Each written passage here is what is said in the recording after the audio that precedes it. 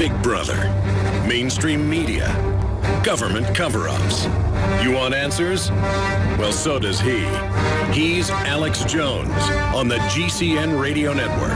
And now, live from Austin, Texas, Alex Jones.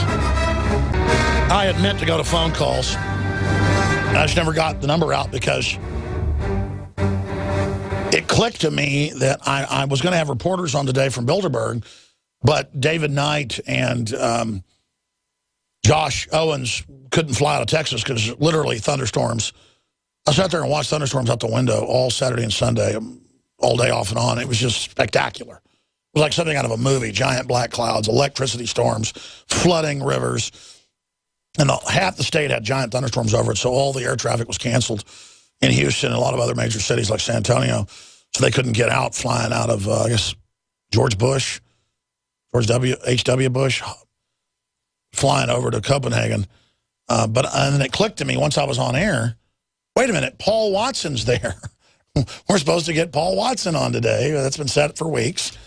And so we had Paul Watson on. That's why we send reporters to foreign countries, is to cover news events. And it was clicking for me that we get so busy, myself included, just looking at all the news as it comes out, we forget we're reporters actually out there covering events as they unfold.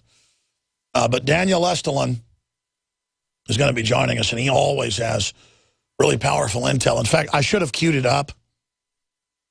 It's in Endgame. Maybe you guys can find Endgame on YouTube. It's got like 4 million views on the one. And skip ahead about an hour into it or so where you see Estulin in a bar talking. And that's where you'll find him saying they're going to implode the housing market in 2 years and blah, blah, blah from his sources. And then it happened exactly as he said. And they're worried about the militia. They're worried about the Ron Paul Liberty Movement that became the Tea Party. The term Tea Party wasn't even out then. Wasn't being associated with Ron Paul until right around that time. And that's what they're worried about. And now look in Europe how the proto-nationalism has returning. And people are recognizing, hey, our laws are being made by unelected globalist secret bureaus. And just the realization that that's happening, you see that what's known as the Tea Party. UKIP is Tea Party aligned, Libertarian Tea Party. Same thing with the Le Pen movement. Same thing is happening in Canada, the U.S., Australia. We're trying to rediscover Western values and say no to globalist colonization, the corporate anti-free market monopoly takeover that is busy scapegoating capitalism for all the drop in productivity, the drop in standard of living. This is a designed globalization to destroy the nation states and destroy the individual and make us all dependent. I mean, look at Libya, where now NATO is in there training a new army to invade the rest of Africa in the name of fighting al-Qaeda they put in charge. That's back in the news today. In my stack is the new Libyan army being created by NATO. They overthrew the country. They put al-Qaeda in charge. They're invading and destabilizing Africa. They want to destabilize Europe. They want to destabilize Africa. They don't want any prosperity. They want to wreck the third world, use the implosion of the third world as a tsunami of desperate people to take over the rest of the Western world. While the globalists live in cloistered, armored, rural, and city compounds exempt from what they do to us. It is a decision to work towards absolute inequity, absolute discrimination, absolute fraud, absolute hypocrisy, while having state-run media trumpet all day how much Hillary loves us when she's in the top 10th of 1%. She's not a 1%er, she's a top 10th of 1%er who got her money off of rigged cattle deals and other scams and carbon taxes. She is a giant, disgusting, worm-like, fascist goblin parasite, not a liberal. We'll be right back, ladies and gentlemen. Stay with us. Do you want answers? You want to know what the tyrants are up to? Because knowing is half the battle. You want to fight tyranny? Well, so do we. Thank you so much for joining us on this live Tuesday edition. I'll keep almost saying Monday because of Memorial Day being yesterday. DanielEstulin.com is his website. Daniel Estulin is with us for the balance of the hour via video Skype from Europe. And Daniel Estulin is a best-selling author in 64 countries with a true story of the Bilderberg Group, translated into 41 languages, including #1 bestseller in Spain. And he now has written the book that we sell, Trans-Evolution, The Age of Human Deconstruction, and how the paradigm changed for humanity that shall define its future and threaten its very existence. And he joins us to give us his latest intel from his sources. And again, it's in my film Endgame that came out in 2007, a full year and a half before the October 2008 crash.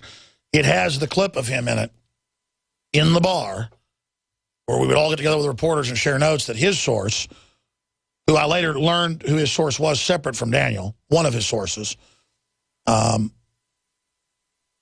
in finance, I'll just leave it at that, but I'm just showing Daniel. I went and checked on his sources.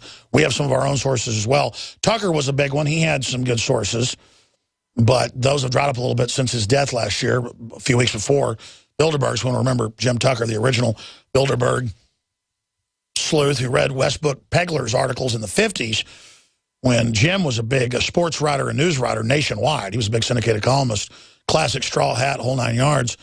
And he said, there's no way a secret political group's meeting. I would have heard about it. This would be big news. And then he began to sleuth it for decades when no one even knew the name of it. But then Estulin, because he's in the continent of Europe and went to a lot of these events where they got shot at in Portugal and other cases, was really able to get some amazing sources. And so he joins us to give us the true intel agenda that he's been able to ferret out this year. The official list and what they claim their agenda is now on their website, bilderbergmeetings.org. We have links to that up at Infowars.com and PrisonPlanet.com. DrudgeReport.com is linked to that right in the middle column of Drudge. But we have a boil-down page that has both their official press release of what they say their agenda is and the official list at Infowars.com. But Daniel Estulin of DanielEstulin.com joins us. He's also the author of The Octopus Deception. Daniel, so much to cover. Where would you like to begin? Again, it's the Bilderberg time of the year again, and I'm very happy to see that you're well and healthy and still going strong. So needless to say, thanks for the invitation. We can start, I guess, with the agenda items that have come to me through my source, as you said, about a week and a half ago. Now, I wouldn't be particularly trusty of what the Bilderbergers say their agenda items are, because a lot of the times the actual agenda list of discussion points and what has been published on our webpage is something watered down or complete fallacy, especially if dealing with some thorny issues as we are this year. So I can give you the 7 out of about 9 or 10 items they'll be discussing. Number 1, nuclear diplomacy, the coming struggle over Iran nuclear pact. This is one of the items. It's very interesting, needless to say, because Obama's or the elites, or the oligarchies, or Bilderberger's nightmare is Russia, China, and Iran working together against the will-be powers of the world. The second item I have from my sources is the consequences of Russia-China gas agreement on long-term cooperation. Needless to say, Bilderberg is going to be very, very, very angry at Obama. They're going to basically call him out and ask him what exactly he's planning to do. I mean, they've got the front door locked with allegedly with their I can't think of the word NATO system. Exactly, with their boycott of the Russian economy. I just can't think of the word right now. But what they've forgotten to do is the sanctions. Sanctions. That's right. That's right. What they forgot to do is actually get the back door locked. So the Russians and the Chinese gas agreement is, needless to say, something that especially the Europeans are very worried about. Number 3 is the German nationalism through a prism of European Union's political system. And that's a very, very interesting point, because, again, we're dealing with Europe's biggest nation economically, and the fact that you're dealing with nationalism itself. And again, keep in mind that this list that I'm reading off right now came to me about a week before the elections, European elections on Sunday, which showed how extreme left and right and basically nationalist parties across the continent have taken a very big chunk out of the traditional left-right divide, Hegelian dialectic, as we say, in the European Parliament. Then the fourth item is European Union's internet privacy regulations and what it means for the United States. Fifth is cyber war and peace, and again, we're seeing a lot of that, especially with the United States and China. Sixth point is from Ukraine to Syria. Is Obama's foreign policy doomed? Again, Obama is going to be in the eye of the storm in this particular meeting. Needless to say, American presidents, sitting presidents, never attend Bilderberg meetings, although to would-be presidents or soon-to-be elected presidents or presidential candidates have attended, as was the case with Bill Clinton back in 1991, who attended the Baden-Baden Conference, and he was introduced to the North American Free Trade Agreement for the first time at that meeting by David Rockefeller, and Rockefeller at the time asked him, theoretically, if you were to be elected president, Mr. Clinton, would you support NAFTA? And Clinton, who had no idea what NAFTA was, asked Rockefeller. It was important to him, and Rockefeller said, very important. And he said, of course I would, David. And so Rockefeller extended his hand, and he said, thank you, Mr. President. The rest is history, Alex. As you know, this is a story that I go in somewhat more detail in my book, The True Story of the Bilderberg Group. Then the seventh item of 9 or 10 that I have is climate change, ethical and economic challenges ahead. Again, we'll go back to the same dead old horse, climate change. And again, it's just a metaphor for reducing the world's economy, for deindustrialization, zero growth, and we're seeing the effects of that on the world stage today. So neo-feudalism, amazing. So going over these points again, and I want listeners to understand, Estulin really does have Bilderberg sources. We've confirmed that. So this is so important what you're hearing, that weeks ago, he's now revealing that here to us exclusively. We're very thankful that obviously, who they say is on the list, there's about 20, 30 people that sneak in, presidents, prime ministers. We're going to have our reporters there documenting that. What they claim their agenda is will be a few little speeches they give to get around the fact that this is illegal in most countries to be setting policy in secret, especially in England, but also in Denmark. And then they have their real meetings that break away. And this has come out in their minutes that have come out of the National Archives from the 67 and others. So we've been able to reverse engineer a lot of this.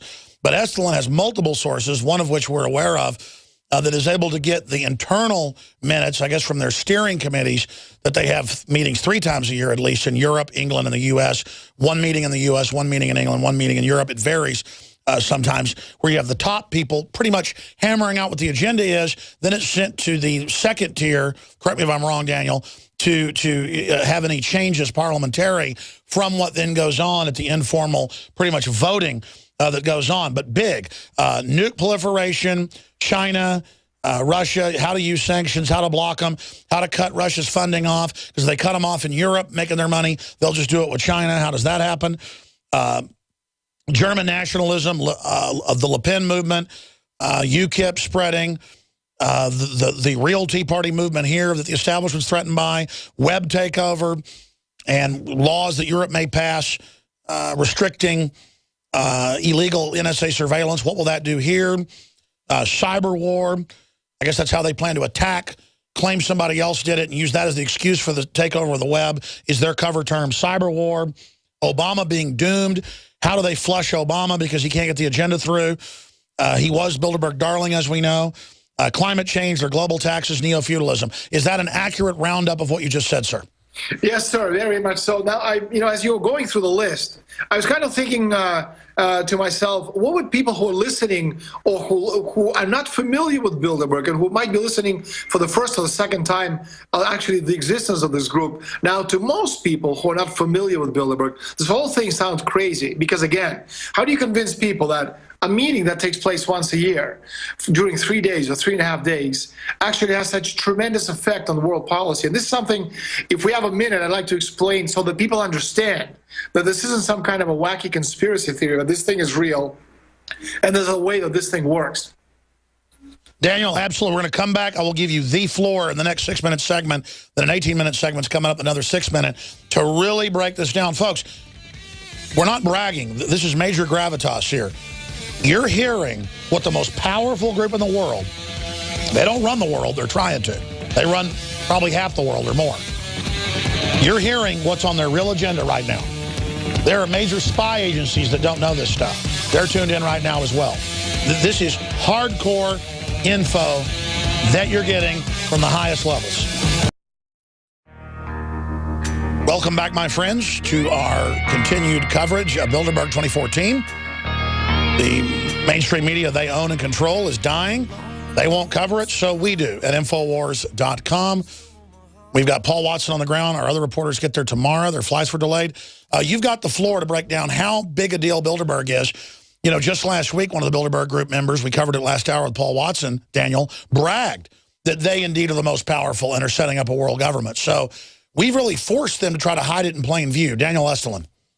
You know, no matter, Alex, where you look, governments, big business, and any other institution seeking to exercise power, the key to control is secrecy. You know, meetings such as Organization for Economic Cooperation and Development, G8, or we should say G7, Russia is no longer a member, World Trade Organization, World Economic Forum, central banks, European Union Council of Ministers, European commissioners, European Union summits, government cabinet meetings, numerous think tanks, foundations, you know, they're always conducted behind closed doors. And the only possible reason for this is that they, you know, the powerful people don't want us to know what they're discussing. Now, and of course, beyond this common reluctance to actually reveal the proceedings of meetings, the secrecy principle extends to the forums and meetings themselves. By and large, we don't even know most of these meetings take place. You know, you mentioned Jim Tucker earlier. Well, he's been doing it, you know, God bless his soul, for since the early 1970s, I believe. And before that, it was the publication he was working for before, I can't remember. Spotlight. You know, they were covering that. You know what I mean? And then I joined in 1995, and needless to say, when I found out that this organization called the Bild or something or other, you know, back in 1992, when I heard it from someone who actually had something to do with it, I laughed in his face because I thought this is impossible. Well, needless to say, it is possible because, again, by and large, we, the people, don't even know most of these meetings actually take place. You have the World Economic Forum in Davos in January, late January, February. You have the Bilderberg and G7 meetings April, May. You have the International Monetary Fund, World Bank annual conferences in September. And then you have the Trilateral Commission meetings, you know, 3 times a year. You know, one meeting in January or February takes place for the Americas. Then you have April, May, or March, April, you know, for Europe, and then September, October, you have the Trilateral Commission. Asia takes place, then you have their annual meeting. Council on Foreign Relations, they have their, you know, quarterly seminars. You know, it's a kind of invisible international consensus emerges, and it carried over from one meeting to the next, but no one is really leading, and that's something that people have to understand. You know, Bilderberg is not some kind of a wacky conspiracy. We have these, you know, 4 old geezers sitting in a dark room, you know, underground, holding hands, staring at a crystal ball, planning the world's domination, pressing buttons, and making the world go round. The world is a very complex place. No one is really leading this meeting. It works on the concept of consensus. And this consensus becomes the background, for example, for the G8 or G7 economic communiques. It becomes what, you know, informs the International Monetary Fund when it imposes an adjustment program on countries in the third world. And it also becomes what the United States president proposes to Congress. And needless to say, it very much front and center for European elections, for the European key talking points, you know, for the agenda items, which then, you know, are passed on to national governments across Europe. And this is how it works. It's done through consensus. And again, you don't need to control every element of every corporation. You just need to control key levers of power, which is why the people who attend Bilderberg conferences are the movers and shakers of the world politics and economy. You have all the sitting presidents of European nations, and Canada usually attend. As I said, sitting president of the United States never comes to these meetings, but he's well represented by his minions. You have, you know, key 50, 60 CEOs of the world's most powerful corporations from the Western world. You know, we're talking about Amazon. We're talking about corporations such as Apple, Microsoft, GlaxoSmithKline, Beecham, from every walk of life. This IBM, needless to say, top corporate leaders are there. You're talking about key members of the world press: New York Times, Washington Post, The Economist, CNN. They're all there. Le Monde from France, a group of priests are from Spain. You have Financial Times is there. All of these individuals, they attend on the condition that what is said is not reported in the mainstream press, because they're part of this juggernaut. So you have, the key politicians, you have key ministers, key commissioners, you have the president of the International Monetary Fund, the World Bank, Federal Reserve Board, you have the chairman of the European Central Bank. So amongst these people, again, no one tells anybody what to do, but the consensus reached at these meetings go a long way in defining and deciding world policy.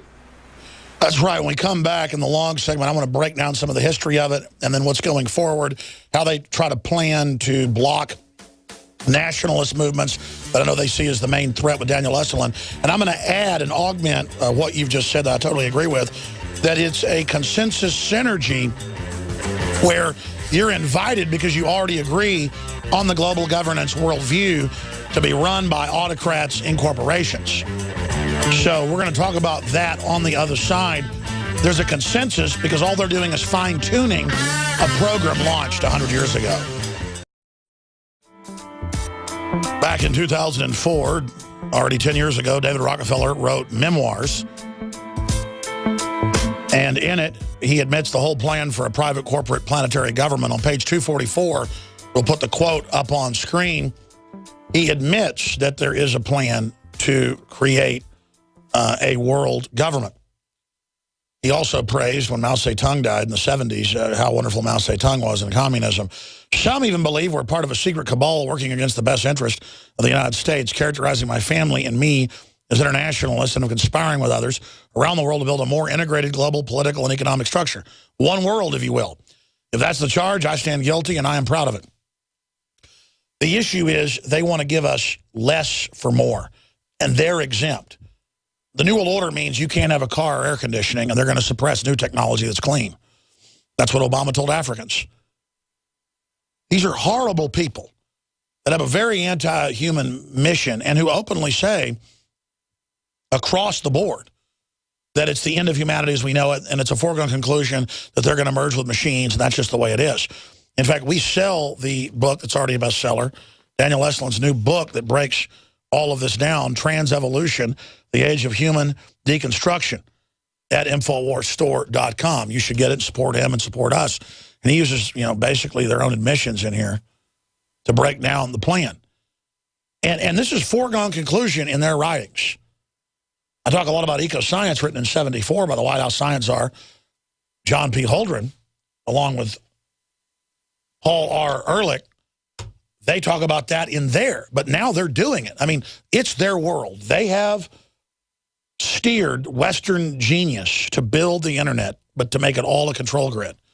They have woven together all the different corporate systems to build the ultimate team to bring this in so that they and their progeny gained the golden fields where mortals become immortal of Elysium. Now, again, I'm not quoting from the new movie Elysium. I'm quoting from what Elysium is in Greek culture and in Greek religion, ancient Greek religion. The globalists follow Plato. They believe that they are ascending. And I want you to talk about their real agenda, Daniel, and if you agree with what I just said, and is there any way to stop these people at this time? Because their agenda is behind schedule in some ways. It's a very interesting point. I was listening to what you're saying, Alex. Before the break, you talked about the whole idea of countries, nation states, as opposed to this pan-global dictatorship, which is basically what they're creating. And they call it one world company limited corporations with a lot more power than any government on the planet. And this goes back to 1968, to the Bilderberg meeting in Mont-Tremblant, Quebec, Canada, where George Ball, Undersecretary for Economic Affairs, with JFK and Lyndon Johnson, Johnson talked about this as one of the key discussion points at that conference almost 45 years ago, or more than 45 years ago. And today that we're seeing their plans for this pan world company limited, where corporations have a lot more power than sitting presidents or sitting prime ministers, is becoming reality. And it's a scary thing if you actually realize that they proposed this as an objective 45 years ago. Now, the whole point of national system, nation states, as opposed to the pan world system, obviously has to do with the way they understand how money works. Now, the world today is run by monetary systems, not by national credit systems. And if you're smart, you don't want a monetary system around the world. You want a sovereign nation state to have their own credit system, which is the system of their currency. Above all, it's the possibility of productive, non-inflationary credit created by the state, which is firmly stated in the United States Constitution, and needless to say, it was excluded by the Maastricht Treaty as a method of determining of economic and financial policy. Now, in Europe, this cannot be done because in Europe, governments are subject to control by private banking interests called independent banking systems. And these institutions have the power to regulate governments and to dictate terms to governments. And you think about, this institution within the European edifice called the European Central Bank. Well, it tries to function like European Independent Central Bank, which has no government. There's no government. There's no nation. It's a group of nations run by a private bank. And it's insanity to belong to this group, which is something that a lot of people, millions of people, tens of millions of people across Europe are beginning to realize. It is insane to belong to the European Union. It is insane to belong to anything other than nation states. This supposed independence of the central bank is the decisive control mechanism for private financial interests, which historically in Europe have been installed as an authoritative instrument against an economic policy of sovereign governments oriented towards the general welfare. And, European banking, it's a remnant of a feudal society in which private interests, as typified by the ancient Venetian cartels, you have talked about this before, Venetian black nobility, of the Lombard League, which went down in the Dark Age in the 14th century. And this is something that these people have tried to resuscitate so many times over. And again, they're destroying or trying to destroy every nation state in the world, countries, and create this pan-world economic order, which they want to call World Company Limited, at the expense of nation states, at the expense of independent countries and peoples of nations. Daniel, obviously they didn't want this exposed, and there's famous quotes, we'll put one on screen, of David Rockefeller thanking mainstream media at a Trilateral Commission meeting that's minutes were made public in 2004. We are grateful to the Washington Post, the New York Times, Time Magazine, and other great publications whose directors have attended our meetings and respected their promise of discretion for almost 40 years. It would have been impossible for us to develop our plan for the world. See, it's their plan, and we're not in it, folks. It would have been impossible for us to develop our plan for the world if we had been subject to the bright lights of publicity during those years. But the world is now much more sophisticated and prepared to march towards a world government. The supranational sovereignty of an intellectual elite and world bankers is surely preferable to the national auto-determination practice in past centuries. Trilateral Commission meeting address in 1991. Again, it didn't come out till the mid-2000s. But the whole point is, these guys openly talk like this now. And my issue is, any elite that wants Common Core taught, where 2 + 2 = 5, is a very evil elite. I mean, they want us dumbed down. They want us in a neo-feudalistic area. And people need to know this is the big threat. So let me ask you this. I want you to comment on what I just said, and if you agree or disagree. But you said in 2007, 2006, we put it in a film in 2007, that they would implode in 2 years, the housing market and all the rest of this, and that indeed happened. And you had that from your source. I mean, they want to hurt people. They want to make us poor. I think people need to realize that they want us poor to control us. It's neo-feudalism, correct? Absolutely, and one of the things I was jotting down as we're in the last break is something else which I know they're going to be talking about, although I don't have it as an item discussion item on the agenda. Is the derivatives bubble, the global derivatives bubble today is 20% bigger than it was just before the last financial economic crash, which we suffered in 2008. And it's important because, as you said, the whole thing of deindustrialization, zero growth, demand destruction, you need to destroy demand if you want to reduce the world's population. Progress and development is directly proportional to population density. So if we have progress, we have technological development, we're going to have more people. You need to have progress and development, especially the technology to support, the 7 billion people we have on the planet today. If you don't have that, there's going to come a point where you're going to have a collapse and a breakdown in the population.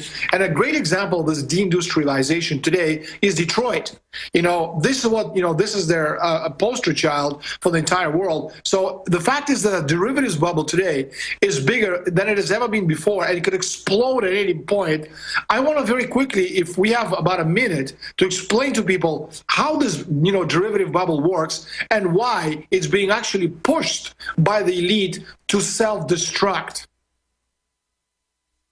Yes, sir. Please break it down. We have an article up on Infowars.com today by Zero Hedge breaking down that it's reached an all-time mega high since 2008. Once you make the decision to create a bubble, any bubble, basically it becomes a pyramid scheme. So you're going to really de-link the financial games from the real economy, which you have to do if you're killing the real economy. But you want to build up the speculative bubble, you have to divorce it from reality. And derivatives is a great way to do that. It's like creating a game casino table. And derivatives are side bets on the movements of various things like bonds, for example, the value of bonds, interest rates, currency rates. So you speculate on these things, and you can bet on how the speculation is going to go. So basically, you pile derivatives on top of derivatives on top of derivatives. And a good example of that is, of course, the mortgage market, which everyone is now very familiar with, and which had mortgages which were used, to back derivatives, at least theoretically back them. But the notion value of derivatives, the dollar amount of the derivatives that were created, were much more than the value of the mortgages. So you use the mortgages as a fuel to fuel these derivative machines, which then leveraged it, we don't know how many times over. And then ultimately, this whole thing blew up completely, and this whole global system blew up, blew out with it.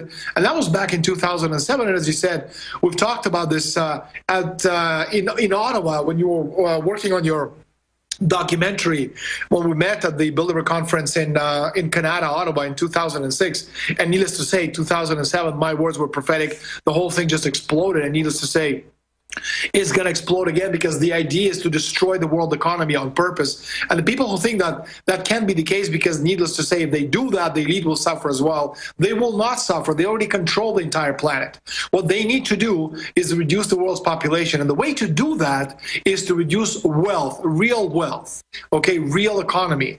And that's how that's why you deindustrialize the economy. That's why you deindustrialize the world. That's where the terminology zero growth comes in. And if people are interested, you can Google the terminology zero growth, and you'll be surprised how often these words appear on the front pages of the world's leading periodicals. It's not there because somebody made a boo-boo. It's there because they want you to know subliminally that they're doing this on purpose.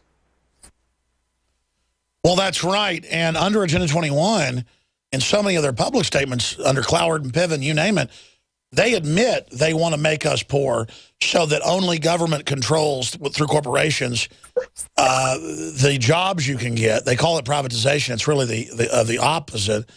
And then they can pick the winners and losers, and they are exempt from the regulations that they put on transportation, law enforcement, agriculture, banking, manufacturing, construction, education, immigration, military. It's only a two-tiered system that allows all this to happen. And that's why they promote racial division and all this, and political correctness, is they need to divide all of us while they're busy really being the ultimate discriminatory group. Absolutely, Alex. That's you explain it very well, and in Endgame very, very well. It's if people if you haven't seen the film, make sure you get a hands-on copy of Alex's film Endgame. It's an amazing film. I think it's like 3 hours long. Is it not, Alex? Or something yes, sir. Like that? It's really about 3 films in one. We just call it Endgame. It's an amazing compendium of exactly how this whole thing is being put together, by whom. You have some amazing documentary images and footage, and I don't know where you got some of the photographs and film footage, but boy, I tell you, we got it from you, and you did a great job. There's some stuff there which I certainly didn't give you, but some old footage from from the early part of the century, and boy, an amazing film. You need to see it if you haven't seen it yet.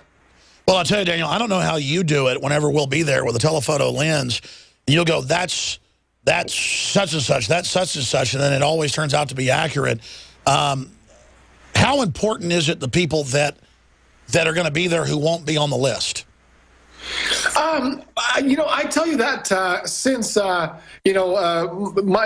Jim has done amazing work on uncovering Bilderberg and their influence. But since my book came out, The True Story of the Bilderberg Group, which you sold, and thank you so much for promoting my book on your site and in your shows. But it's got to the point right now where hiding the existence of Bilderberg has become silly. It doesn't make any sense, which is one of the reasons they decided, the Bilderbergs decided to actually put up their own webpage. They say, if somebody's going to talk about us, we might as well do it ourselves. They control the information, and most of it is fairly accurate, and most of the people who attend are there, and occasionally someone might not be on the list. But I tell you about, for the exception of 1 or 2 people, most of them are on the list of the attendees. What is important is to understand, again, that this is real, that the people who are there are important. Although, again, Bilderberg is not the apex of any pyramid. It's more of a conveyor belt. The real decision-making is done at even higher levels than Bilderberg or Trilateral Commission meetings, Council on Foreign Relations. But it's an important element of the international... Sure, it's a major coordinating operation, as you said, conveyor belting all the groups in. In fact, we've confirmed that some of the Bilderberg steering meetings will be held privately right after the official trilateral meeting. So as you said, they kind of nest together. I think you used the term Russian dolls. Exactly. I mean, you're talking about matryoshkas, obviously. But the point is, it's Bilderberg has they've always enjoyed their secrecy or their privacy, but it's gotten to the point where they can't hide any longer. But it's important to understand, again, a bit of a background, that Bilderberg today is a bit less important than it was 40, 50 years ago, just because of the people who attend. Again, you cannot compare the original Bilderberg attendees from 1950s and 1960s. These are the people who were born before the end of the 19th century, who went for the First World War, went through the Second World War. A lot of them were self-made men, and they built empires out of nothing, such as you talk about the Rockefellers, for example. And so these people, they were steeped in world politics at a level which today simply is just not feasible. And but it was a very important element of the oligarchical structures of the Cold War period. And it was important because what it meant was that it was a vehicle, Bilderberg meetings, through which private financier oligarchical interests were able to impose their policies on what is nominally sovereign governments. Now, what is interesting about the origins of Bilderberg is that the biggest scandal part of it was that it was very heavily populated by people who come out of the World War II Nazi apparatus. That's right. Who were basically cleaned up and dusted off. People such as Prince Bernard, who was, the face. And who had giant hidden troves of the raw loot of Europe. I want to ask you about that, because I know you've written extensively about that, about all the art and the gold. I mean, just tens of trillions in today's dollars or euros. Final segment with Daniel Estulin. We've got several special reports that are going to be on the nightly news tonight, looking back at Bilderberg, looking forward, new intel being broken right now at Infowars.com by Paul Watson and our reporters. We'll be right back. The official list is now on Infowars.com. I'm going to do 5 minutes of overdrive after Daniel leaves us here in about 6 minutes. And I'm just going to play a compilation. A video we'll also post on Infowars.com titled Bilderberg Picked Obama, or Bilderberg Made Obama. What did I say the headline should be? It was really good. How Bilderberg Made Obama. Something like that. It's 5 minutes long. It'll fit in the segment just perfectly. We'll have a bunch of stuff like this, looking back in the years past, and then forward with breaking stuff from Watson tonight, 7 o'clock Central, InfoWars Nightly News. Please don't forget, this hour was brought to you by great sponsors with their non-GMO, super high-quality storable food, mypatriotsupply.com/Alex. Best storable food out there, and it has a great price. And they're supporters of this transmission, a win-win-win. mypatriotsupply.com/Alex or 866-229-0927. mypatriotsupply.com/Alex. And please don't forget that we have Estulin's excellent new book on transhumanism available at Infowars.com. Now, Daniel, before the break, I was asking you when you came back to break down I don't remember exactly what I was asking to break down. I get Golden Lily. I think you mentioned Golden Lily operation, which went down the gold operation in the Second World War by the Nazis. That's right, the missing Nazi loot and all the artwork and all the rest of it. That's right, because you see a big Nazi contingent with Bilderberg. Please continue. Because again, the two individuals, the key individuals who were members of the Bilderberg right from the beginning, Prince Bernhard, one of the founders, SS carrying card member, and also Walter Heilstein, who's the first president of the European Commission, and the lawyer, Nazi lawyer, whose writings justified or convinced Hitler that he had the justification necessary to create the concentration camps all across Europe. So these are the two individuals who are very, very much involved in Bilderberg from the very, very beginning. And that's something that Bilderberg has tried to hide. And if you look at some of the individuals which you have today in key positions, such as Herman Van Rompuy, Barroso, Schultz, the outgoing president of Commission, these are the individuals who very much in the same vein as the early Walter Heilsteins and Prince Bernhards. But it's the whole point of a Golden Lily operation. Very interesting. We're talking about, if we believe the actual numbers, there's 140,000 metric tons of gold in the world, where there's at least 1.5 million metric tons of gold as a result of stolen loot by the Japanese and the Germans in the Second World War. Now, this information ever came out, that gold is as worthy as a common rock you find on the street, the entire world's financial markets will collapse onto itself. And that's one of the reasons why most of this loot is still hidden in the jungles of the Philippines, Malaysia, and Indonesia.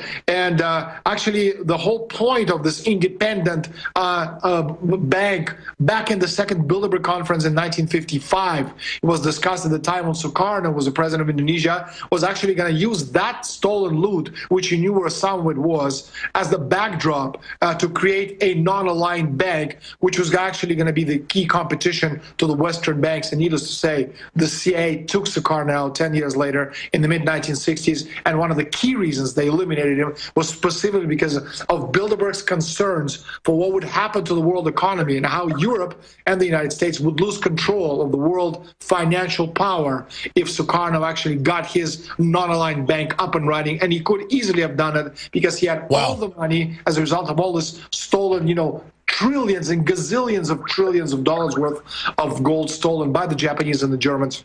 That's right. In the Second World War. Daniel, we're out of time. Will you promise to come back on in the aftermath of Bilderberg to track what happened? We'll have all the information from our sources. And people can follow me at my Twitter account. It's at Estulin Daniel. And please keep listening to Alex Jones. He's one of the few sources out there who really gets the information on Bilderberg more tn anybody else. And your website's excellent. It's in Spanish as well. Give that out for folks. Yeah, it's DanielEstulin.com.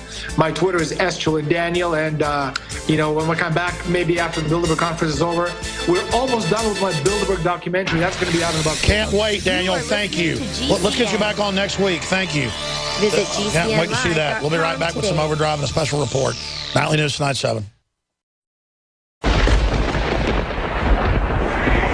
All right, folks, we're in Overdrive covering Bilderberg 2014. It is treason.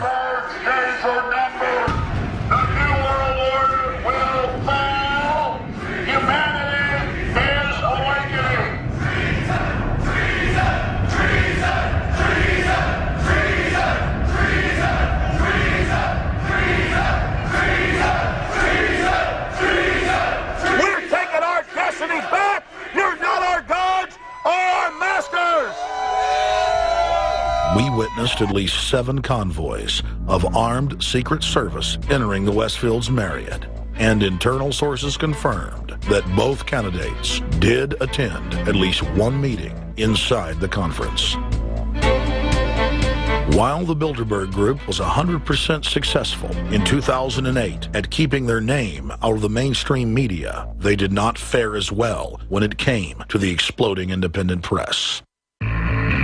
During the entire 2-day event, anti-New World Order protesters and alternative media encircled the hotel. You are being exposed everywhere! From David Rockefeller, from John Edwards, from Bill Clinton! Your game of secrecy is over!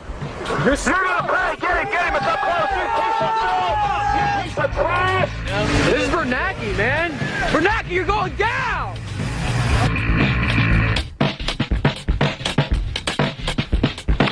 Obama, we know you're here, Obama. You cleared your schedule for the next 3 days. We know you're in Virginia. Bilderberg always insist on a media blackout. By June of 2008, we had already figured out that Barack Obama was the elite's puppet of choice. The national media claimed that during the weekend the Bilderberg Group was scheduled to meet, that Obama had speaking engagements set for Chicago and the Midwest. We knew better. In a classic bait-and-switch, the Obama campaign told the press corps to get on Obama's campaign plane and that Obama would join them on the flight to Chicago. Campaign staff then slammed the door shut. The fawning press had been shanghaied as Obama's campaign aircraft lifted off without Obama. Robert, why were we not told about this meeting and that the senator wouldn't be on our flight until the doors were shut and we were about to taxi to take off? Again, we had a desire, Senator Obama had a desire to do some meetings. Others had a desire to meet with him tonight in a private way. So we kidnapped you. We set up these meetings. They're being done tonight. Again,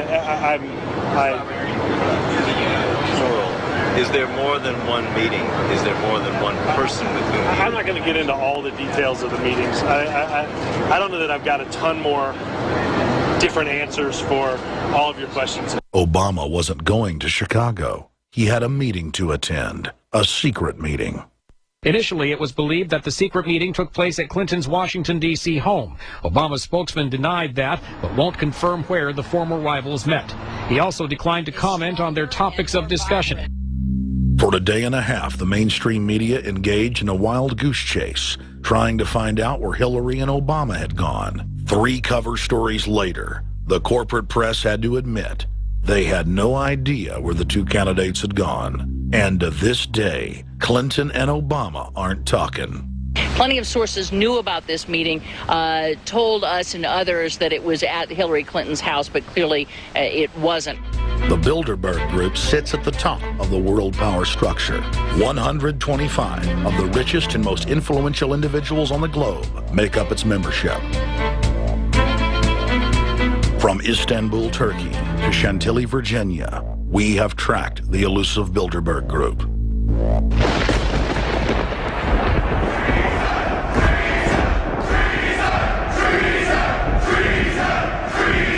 Treason.